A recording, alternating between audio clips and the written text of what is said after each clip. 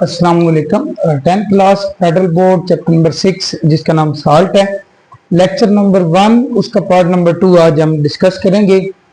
अब इसमें हमने जो चीज डिस्कस करनी है वो इलेक्ट्रिकल कंडक्टिविटी ऑफ साल्ट्स करनी है, क्योंकि ये चैप्टर है साल्ट्स के ऊपर। तो इलेक्ट्रिकल कंडक्टिविटी ऑफ साल्ट, तो इलेक्ट्रिसिटी को कैसे साल्ट कंडक्ट करते हैं, तो सबसे पहले आपने ये बात याद रखनी है क्योंकि स्टैंडर्ड टेम्परेचर एंड प्रेशर पे साल्ट हमारे पास सॉलिड फॉर्म में एग्जिस्ट करते हैं, लेकिन साल्ट तब भी इलेक्ट्रिसिटी को कंडक्ट कर सकते हैं जब हमारे पास साल्ट मोल्टन फॉर्म में हो, मींस के मेल्टेड फॉर्म में, या उनका एक्वस सॉल्यूशन हो, तो तब वो इलेक्ट्रिसिटी को कंडक्ट करते हैं। और उसकी वजह यह है कि जो हमारे पास मोल्टन फॉर्म होती है साल्ट की या एक्वस सॉल्यूशन होता है साल्ट का, उसके इन दोनों के पास फ्री आयंस होते हैं। तो जो साल्ट है जब आप उसको वाटर में डिसॉल्व करते हो या उसकी मोल्टन स्टेट होती है तो फ्री आयंस की वजह से वो इलेक्ट्रिसिटी को कंडक्ट करता है। ये बात मैंने इस पहले पॉइंट में इस तरह से लिखी है कि molten and aqueous salt means के साल्ट एक्वस सॉल्यूशन उनका हो या फिर उनकी मोल्टन फॉर्म हो तो वो इलेक्ट्रिसिटी को कंडक्ट करते हैं। Salt conduct electricity because they have free moving ions.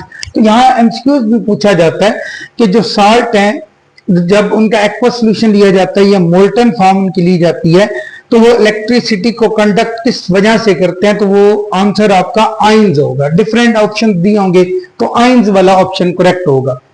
अब दूसरी बात, क्योंकि जैसे मैंने कहा कि यहाँ एक्वस सॉल्यूशन हो तो साल्ट इलेक्ट्रिसिटी को कंडक्ट करते हैं या मोल्टन फॉर्म में। अगर हमारे पास साल्ट, क्योंकि ये स्टैंडर्ड टेम्परेचर एंड प्रेशर पे सॉलिड होते हैं, तो सॉलिड फॉर्म में ये इलेक्ट्रिसिटी को कंडक्ट नहीं करेंगे। उसकी वजह यह है कि जो मैंने यहां बताया ना, फ्री मूविंग आयंस इनके पास होते हैं, लेकिन सॉलिड फॉर्म में इनके पास फ्री आयंस नहीं होंगे, क्योंकि जो आयंस है वो फिक्स पोजीशन पे होंगे, रिजिड होंगे। किसके अंदर? लेटेस्ट के अंदर। लेटेस्ट मैंने बताया था एक अरेंजमेंट है, 3 डायमेंशनली अरेंजमेंट, तो उसमें आयंस जो है वो फिक्स पोजीशन पे होंगे और मूवमेंट नहीं होगी, जिसकी वजह से सॉलिड फॉर्म में इलेक्ट्रिसिटी कंडक्ट साल्ट्स नहीं करते। ये दूसरी बात मैंने लिखी है, in solid state ions are fixed in are rigid lattice. Rigid lattice का मतलब सॉलिड में जो आयंस हैं उनकी एक प्रॉपर 3 डायमेंशनल अरेंजमेंट होती है, उसको आप लेटेस कहोगे। तो इस वजह से वो इलेक्ट्रिसिटी को कंडक्ट नहीं करते। लेकिन जब आप इनको मेल्ट करते हो, मोल्टन फॉर्म इनकी लेते हो या इसको वाटर में डिसॉल्व करते हो, इनका सॉल्यूशन बनाते हो, तो उससे होता क्या है, ये जो लेटेस्ट रिजिड लेटेस्ट है ये ब्रेक डाउन हो जाता है। जब ब्रेक डाउन होता है तो ये फ्री आयंस प्रोड्यूस करता है। जब फ्री आयंस प्रोड्यूस होंगे तो उससे इलेक्ट्रिसिटी कंडक्ट होती है। तो सिंपल सी बात के ड्यूरिंग मेल्टिंग जो आयंस पहले फिक्स पोजीशन थे अब वो फिक्स पोजीशन पे नहीं रहेंगे, वो फ्री मूव करने लग जाएंगे, जिसकी वजह से अब जो पहले हमारे पास सॉलिड फॉर्म में साल्ट कंडक्ट इलेक्ट्रिसिटी को नहीं कर रहा था, अब वो इलेक्ट्रिसिटी को कंडक्ट करने लग जाएगा। लेकिन कब? जब आप उसको सॉलिड को मेल्ट करोगे या उसका एक्वस सॉल्यूशन लोगे, मींस के जब आयंस वो स्प्लिट हो जाता है। क्योंकि जब आप उसको डिसॉल्व करते हो ना, नॉर्मली वाटर हम सॉल्वेंट लेते हैं और वाटर जो है वो साल्ट को आयंस में चेंज कर देता है, तो आयंस अब फ्री मूव करने लग जाएंगे, जिसकी वजह से ये इलेक्ट्रिसिटी को साल्ट कंडक्ट करने लग जाएंगे। तो ये बात मैंने इस तरह लिखी है, मेल्टिंग और dissolving salts break the lattice freeing the ions. Lattice को क्या कर देते हैं? ब्रेक डाउन कर देते हैं। यहां तक एक ये सेंटेंस याद रखो कि मेल्टिंग और डिसॉल्विंग से साल्ट ब्रेक डाउन होके आगे लिखा हुआ फ्री आयंस के अंदर चेंज हो जाते हैं, जो फ्रीली मूव कर सकते हैं, जिसकी वजह से ये इलेक्ट्रिसिटी को कंडक्ट करने लग जाते हैं, एनेबलिंग कंडक्टिविटी। ठीक है, आयंस टू मूव दस एनेबलिंग कंडक्टिविटी, तब उनके पास एबिलिटी होती है कि वो इलेक्ट्रिसिटी को कंडक्ट कर सकते हैं। अब इस बात को एक एग्जांपल से अंडरस्टैंड करते हैं। जैसे मेरे पास NaCl एक साल्ट है, टेबल साल्ट है, जब आप इसको वाटर में डिसॉल्व करो या इसकी मोल्टन फॉर्म लो तो ये 2 तरह के आयंस बनाएगा, sodium ion and chloride ions. ये दोनों आयंस जब वाटर के अंदर होंगे या मोल्टन फॉर्म में होंगे तो ये फ्रीली मूव कर रहे होंगे। अगर फ्रीली मूव कर रहे हैं तो ये इलेक्ट्रिसिटी को कंडक्ट करेंगे। अच्छा, इलेक्ट्रिसिटी को कंडक्ट करने के लिए हमें ये जो इलेक्ट्रोलाइट है उसमें दो इलेक्ट्रोड्स लगाने पड़ते हैं और वोल्टेज अप्लाई करना पड़ता है या इलेक्ट्रिसिटी अप्लाई करनी पड़ती है। उसके बाद जो कैटाइंस और एनाइंस है वो मूव करना स्टार्ट करते हैं। तो अगली बात मैंने ये लिखी है, एप्लीकेशन ऑफ इलेक्ट्रिक पोटेंशियल या इलेक्ट्रिक करंट आप कह लो, causes ions to migrate or move। Migrate means move करना। कैटाइंस किसकी तरफ जाएंगे? कैथोड की तरफ, और एनाइन एनोड की तरफ। इसको ना आप इस तरह से याद रख सकते हो, कुछ बच्चों को ये मिक्स हो जाता है, तो उसके लिए एक छोटी सी ट्रिक ये याद रख लो, कैटाइन सी से स्टार्ट होता है और कैथोड भी सी से। कैटाइंस जिनके ऊपर पॉजिटिव चार्ज हो वो कैथोड की तरफ जाते हैं, कैथोड पे नेगेटिव चार्ज होता है, ठीक है। कैथोड पे नेगेटिव चार्ज और कैटाइंस पे पॉजिटिव चार्ज। कैटाइंस हमारे पास सॉल्यूशन के अंदर होंगे, जो कैथोड है ये दो हमारे पास रॉड्स हैं, ठीक है। बुक में इस तरह से इतनी क्लियर नहीं पिक्चर बनाई हुई, मैंने थोड़ी और इसको क्लियर भी किया, ज्यादा लेबलिंग भी किया, तो इसको यहां से मेरे ख्याल में आपके लिए आसान होगा अंडरस्टैंड करना। तो दो मैंने इलेक्ट्रोड लगाए हैं, क्योंकि इस तरह के एक चैप्टर हम पहले भी पढ़ चुके हैं। मेरे ख्याल में चैप्टर नंबर हमारे पास है वो ये है ना 6 चैप्टर, वो 4 चैप्टर है, तो उसमें आपने वो इलेक्ट्रोकेमिस्ट्री के अंदर ये सारी चीजें पढ़ी हुई हैं। अच्छा, तो अब हमारे पास जो कैटाइंस है वो कैथोड की तरफ जाएंगे, इसी तरह से एनाइन एनोड की तरफ। तो ए से ए ये आपस में आपने इनको याद रख लेना, इनका पेयर बना लेना है, कैटाइंस और कैथोड का बना लेना है। एनाइंस पे आपको पता है नेगेटिव चार्ज होता है, एनाइन सॉल्यूशन के अंदर मौजूद होंगे, एनोड आपका ये रॉड होगा और एनोड पे क्या चार्ज होता है? पॉजिटिव। तो जो एनाइंस है वो कैथोड की तरफ और जो कैटाइंस है वो कैथोड की तरफ मूव होंगे, जिसकी वजह से आइंस जब ट्रेवल करेंगे, माइग्रेट करेंगे, उस वजह से इलेक्ट्रिसिटी कंडक्ट होगी। अब ये सारी बातें इसको आप इस डायग्राम से अंडरस्टैंड कर सकते हो। ये मेरे पास एक वेसल है या कंटेनर, जिसके अंदर मैंने ना वाटर के अंदर NaCl को डिसॉल्व किया हुआ या मोल्टन फॉर्म ली हुई है। दोनों में से जो आपका दिल है वो कंसिडर कर लो। तो जो मैंने रेड से शो किया मैं कैटाइंस, और जो ब्लैक से ये एनाइंस। अब ये एनाइंस और कैटाइन आप अगर एक एग्जांपल कंसिडर करना चाहते हो तो आप ना जो पॉजिटिव नजर आ रहा है चार्ज, ये आप समझ लो मेरे पास सोडियम आइंस है ये वाले, ठीक है। और जो नेगेटिव चार्ज है वो आप एनाइन अंडरस्टैंड कर लो। तो मेरे पास इस सॉल्यूशन के अंदर कैटाइंस और एनाइंस है। जैसे अभी मैंने यहां बताया कि कैटाइन जो है ना पॉजिटिव चार्ज, वो किसकी तरफ जाएंगे? कैथोड की तरफ। अब ये कैथोड है, ये मैंने मेंशन भी किया हुआ है। कैथोड वो होता है जो यहां बैटरी के नेगेटिव टर्मिनल से जुड़ा होता है, ठीक है। तो ये मेरे पास यहां बैटरी लगी हुई है, बैटरी का ये नेगेटिव टर्मिनल है, इसको मैंने एक्सटर्नल वायर से इस इलेक्ट्रोड को जोड़ा हुआ है, इसको आप इलेक्ट्रोड भी कह सकते हो, ठीक है। जर्नल आप इसको इलेक्ट्रोड भी कह सकते हो। और इस इलेक्ट्रोड को फर्दर आप कैथोड कहोगे, क्योंकि यहां एनाइन जाएंगे, कैटाइंस जाएंगे इसकी तरफ, इस पे जाके इलेक्ट्रॉन्स को एक्सेप्ट करेंगे और इन कैटाइंस की क्या हो जाएगी? रिडक्शन। और रिडक्शन हमेशा कैथोड पे होती है। और जो नेगेटिवली चार्ज एनाइंस हैं, जिनको आप एनाइंस कहोगे, वो एनाइंस मूव करेंगे टुवर्ड द कैथोड। अब एनोड पे हमेशा क्या होती है? ऑक्सीडेशन। तो नेगेटिव चार्ज किस पे है?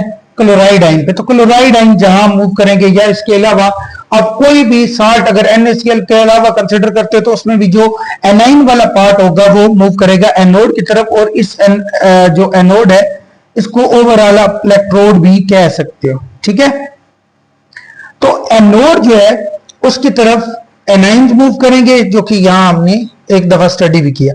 अब आपकी बुक में ना ये बल्ब नहीं बना हुआ, या यहाँ वोल्ट मीटर लगा सकते हो, इन दोनों में से आपको ये एक चीज लगा लो। अगर यहाँ बल्ब लगा दिया जाए तो अगर यहां हमारे पास कोई ऐसी सब्सटेंस है जो इलेक्ट्रोलाइट है, तो तब तो ये बल्ब ऑन हो जाएगा। अब फॉर एग्जाम्पल वाटर के अंदर मैं कोई नॉन इलेक्ट्रोलाइट यूज करूंगा, जैसे कि ग्लूकोज है या बेंजीन है, तो तब ये बल्ब ऑन नहीं होगा। अब क्योंकि आयनिक कंपाउंड का मैंने सॉल्यूशन लिया हुआ है, तो यहां से ये बात प्रूव हो जाती है कि जो आयनिक कंपाउंड साल्ट्स हैं, उनका एक्वस सॉल्यूशन या उनकी मोल्टन फॉर्म इलेक्ट्रिसिटी को कंडक्ट करती है। वो किससे आपको कंफर्म होगा? जब ये बल्ब ऑन हो जाएगा। तो इसका मतलब ये आयंस मूव इसके अंदर कर रहे हैं, जिसकी वजह से इलेक्ट्रॉन ट्रेवल करते हैं और यहां से इलेक्ट्रॉन जब फ्लो करते हैं बल्ब में से, तो ये बल्ब ऑन हो जाता है। तो ये इसका एविडेंस है कि इलेक्ट्रिसिटी को साल्ट जो है वो कंडक्ट करते हैं, लेकिन शर्त यह है कि वो सॉलिड फॉर्म में ना हो। किस फॉर्म में हो? मोल्टन या उनका एक्वस सॉल्यूशन हो। अच्छा, इसके बाद जो आयनिक कंपाउंड है, ये हम पहले एक पिछले लेक्चर में भी देख चुके हैं कि उनके मेल्टिंग और बॉइलिंग पॉइंट क्या होते हैं, बहुत ज्यादा होते हैं। अच्छा, उसकी मेन रीजन यही है क्योंकि आयनिक कंपाउंड कैटाइन और एनाइन की अट्रैक्शन की वजह से आपस में जुड़े होते हैं। अब क्योंकि एक कैटाइन है दूसरा एनाइन है, इन दोनों के दरमियान बड़ी strong electrostatic force of attraction. जब अट्रैक्शन ही स्ट्रॉन्ग है तो उस वजह से इनका जो लेटेस्ट है वो बड़ा स्टेबल होगा, और अगर लेटेस्ट किसी चीज का स्टेबल होता है तो उसके मेल्टिंग और बॉइलिंग पॉइंट क्या होते हैं, बहुत ज्यादा होते हैं। तो ये पहली बात मैंने कुछ इसी तरह से लिखी है कि ionic compounds have high melting and boiling points. High melting and boiling point होते हैं, पर क्यों? Due to strong electrostatic forces in ionic latest.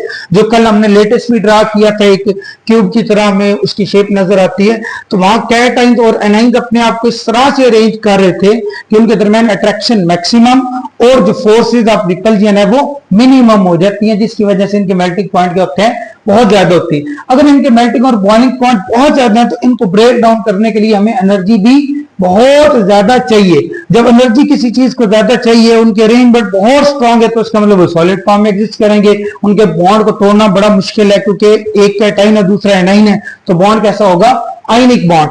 तो और फिर इसी वजह से एक और बात हमने ये पिछले लेक्चर में भी देखी कि जो आयनिक कंपाउंड है वो अक्सर आपको स्टैंडर्ड टेम्परेचर एंड प्रेशर पे किस फॉर्म में मिलेंगे, सॉलिड फॉर्म में। स्टैंडर्ड टेम्परेचर एंड प्रेशर मैंने बताया था, प्रेशर होता है 1 atm और जो टेम्परेचर है ये मैंने बताया था 0 डिग्री सेल्सियस या 273.15 केल्विन, अगर केल्विन में मेंशन करते हो तो ये मेरे पास स्टैंडर्ड कंडीशंस है। स्टैंडर्ड टेम्परेचर एंड प्रेशर पे जो आयनिक कंपाउंड है वो सॉलिड फॉर्म में एग्जिस्ट करते हैं, और उसकी वजह ये होती है कि उनके दरमियान इलेक्ट्रोस्टैटिक फोर्सेज ऑफ अट्रैक्शन बहुत ज्यादा होती हैं, उनको तोड़ना बड़ा मुश्किल है। ये बात मैंने इस तरह से लिखी है, A lot of energy is needed to break these bonds. Ionic bond को ब्रेक करने के लिए बहुत ज्यादा एनर्जी चाहिए। अच्छा, क्यों? वो आगे ये बात कर रहे हैं कि आयनिक कंपाउंड्स आर सॉलिड। अब कोई चीज हमारे पास सॉलिड है तो उसके बॉन्ड्स को तोड़ना सबसे मुश्किल है, ठीक है, क्योंकि उनके दरमियान सॉलिड नॉर्मली हमने पढ़ा हुआ है कि ज्यादातर कंपाउंड ऐसे जिनमें आयनिक बॉन्ड होता है। अगर आयनिक बॉन्ड होगा तो इलेक्ट्रोस्टैटिक फोर्सेज ऑफ अट्रैक्शन बड़ी स्ट्रांग होंगी, इसलिए उसको तोड़ना बहुत मुश्किल है। तो इसलिए हमारे पास ये इलेक्ट्रोस्टैटिक फोर्सेज ऑफ अट्रैक्शन होने की वजह से ये हमारे पास स्टैंडर्ड टेम्परेचर एंड प्रेशर पे सॉलिड फॉर्म में एग्जिस्ट करते हैं। फिर जाहिर सी बात है, जब मेल्टिंग और बॉइलिंग पॉइंट हाई है तो ये हार्ड होता है, और ब्रिटलनेस के इसको किस तरह से ये टूटते कैसे हैं, ठीक है। तो सबसे पहले लिखा हुआ है latest stiffness. Latest mean 3 dimensional arrangement, उसकी स्टिफनेस मजबूत होना, सख्त होना, मेक आयनिक कंपाउंड हार्ड। तो आयनिक कंपाउंड हार्ड, जो आयनिक कंपाउंड है उनके हार्ड होने की वजह क्या है, उनकी लेटेस्ट अरेंजमेंट, ठीक है। जो कंपाउंड जितने भी आयनिक कंपाउंड है उनका एक लेटेस्ट होता है, 3 डायमेंशनल अरेंजमेंट होती है कैटाइंस और एनाइंस की, तो जिस वजह से वो क्या होते हैं, बहुत ज्यादा हार्ड होते हैं। ये स्पेशली आयनिक कंपाउंड के लिए बात हो रही है। अच्छा, फिर वो कह रहा है कि जब हम आयनिक कंपाउंड पे कोई वोल्टेज या इलेक्ट्रिसिटी अप्लाई करते हैं चार्ज की फॉर्म में, जिस तरह यहाँ एग्जांपल दी है कि चार्ज हम अप्लाई करते हैं, तो जो सॉलिड के अंदर कैटाइंस और एनाइंस है वो मूव करने की कोशिश करते हैं, और उनके दरमियान फोर्सेस ऑफ रिपल्जन बढ़ना शुरू हो जाती हैं, वो टूटने लग जाते हैं, और जिससे उनके क्रिस्टल जो है वो अलग अलग हो जाते हैं, सेपरेट हो जाते हैं, इस तरह से वो ब्रेक डाउन हो जाते हैं, ठीक है। तो दूसरी नंबर पे मैंने यही बात लिखी है, when voltage is applied like charged ions can move, जो उसमें चार्ज पार्टिकल्स होंगे जैसे कैटाइंस और एनाइंस हैं वो मूव करेंगे, और एक दूसरे के पास से जब गुजरेंगे तो उनके दरमियान फोर्सेस ऑफ रिपल्जन जनरेट होंगी, जिसकी वजह से वो क्या करेंगे, ब्रेक डाउन हो जाएंगे, उनका क्रिस्टल जो है वो ब्रेक डाउन हो जाएगा। अब हमारे पास डिफरेंट एग्जांपल्स आपकी बुक में मेंशन की गई हैं, ये आयनिक कंपाउंड की एग्जांपल है, जैसे NaCl है, KCl है, कैल्शियम कार्बोनेट है, मैग्नीशियम कार्बोनेट है। तो यहाँ हमारे पास आयनिक बॉन्ड इन सारों में एग्जिस्ट कर रहा है, जैसे Na के ऊपर +1 चार्ज होता है, Cl के ऊपर -1 चार्ज होता है, पोटाशियम के ऊपर +1, क्लोरीन के ऊपर -1 चार्ज, कैल्शियम पे +1 चार्ज, और जो कार्बोनेट्स हैं इस पे -2 चार्ज। तो यहाँ इलेक्ट्रोस्टैटिक फोर्स ऑफ अट्रैक्शन की वजह से ये बॉन्ड कैसा कंसिडर किया जाएगा, आयनिक। तो +2 चार्ज सल्फेट आयन पे, -2 चार्ज। तो आप देखो ना, अपोजिट चार्जेस की वजह से ये आपस में कंबाइन हुए में, इस वजह से ये हमारे पास रूम टेम्परेचर एंड प्रेशर पे सॉलिड होंगे। अच्छा, फिर एक और इनके बारे में थोड़ा सी इंफॉर्मेशन लिखी हुई है कि जो इनके क्लियर क्रिस्टल्स होते हैं, जो अरेंजमेंट होती है, उसकी वजह से हम इन आयनिक कंपाउंड के स्ट्रक्चर को भी डिटरमाइन कर सकते हैं और इनकी बहुत सारी फिजिकल प्रॉपर्टीज को भी डिटरमाइन कर सकते हैं। जैसे कि हमारे पास डिफरेंट आयनिक कंपाउंड्स हैं, तो इनके आप ये चीज आइडेंटिफाई कर सकते हो, कंपैरिजन कर सकते हो। एग्जैक्ट तो नहीं बताया जा सकता, लेकिन ये बता सकते हो कि किन के मेल्टिंग और बॉइलिंग पॉइंट जो है वो ज्यादा है। कैसे चेक करके? क्रिस्टलेटस अरेंजमेंट चेक करके। तो अगर क्रिस्टल हमारे पास क्रिस्टलेटस स्टेबल होगा तो जो मेल्टिंग पॉइंट है, बॉइलिंग पॉइंट, वो बहुत ज्यादा होगा। और अगर क्रिस्टलेटस ही स्टेबल नहीं है तो हमारे पास मेल्टिंग और बॉइलिंग पॉइंट जो है वो बहुत वीक होगा।